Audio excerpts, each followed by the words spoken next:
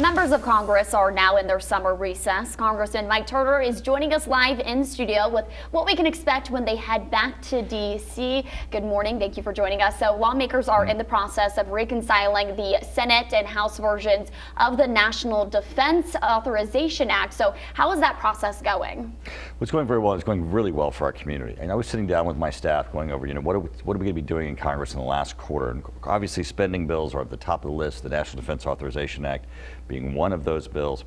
And we started adding up all of the new construction projects that are happening at Wright-Patterson Air Force Base right now and that are going to come online in the next 3 to 5 years. And we have over $400 million worth of construction projects. We've already come off a time of great expansion at Wright-Pat. When I was first elected, there were 19,000 people inside the fence. Today, there are nearly 35,000 people inside the fence. When you look at these projects, we have the National Air and Space Intelligence Center, new construction that's going to be having its ribbon cutting very soon. We have 2 child care facilities over $50 million, and then a life cycle management facility where we're doing the architectural work and engineering that's going to be a $200 million project. So as we look forward, we're going to see expansion and new construction at Wright-Patterson Air Force Base. Okay, well, you just touched on it a little bit. So how much money is heading to the Miami Valley? When you take it all together, the child centers, there are 2 of them, and they're going to be right together. One's going to be an after school and one's going to be a preschool. And these are very important because the Pentagon looks at how are you taking care of the families at your base in order to decide new missions. So this is going to be a $50 million plus campus where people who work at Wright-Patterson Air Force Base are going to make certain that their kids are safe. They're going to be inside the fence. They're going to be quality new facilities. That, in addition to the NASIC expansion and the life cycle management expansion, you're going to see new construction and continued growth at Wright-Pat.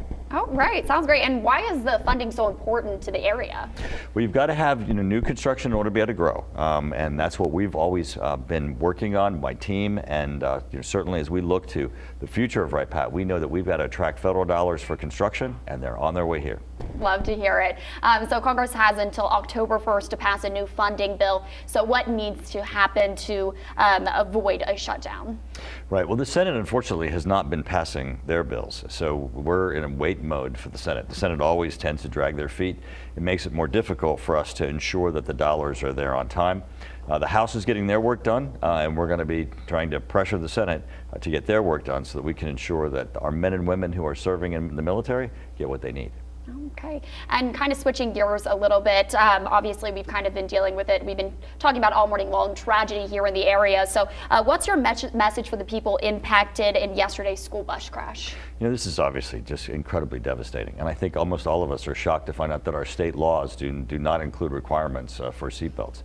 I'm on the federal side, but on the state side, I think they've got work to do. When I was on my way here today for this interview, I passed a bus on the highway, and my heart sank thinking that all those children on that bus on the highway have no seatbelts. Yeah, and what exactly can Congress do to improve safety on school buses? This really is a state law issue. You had up on the board the different states that had the patchwork of laws.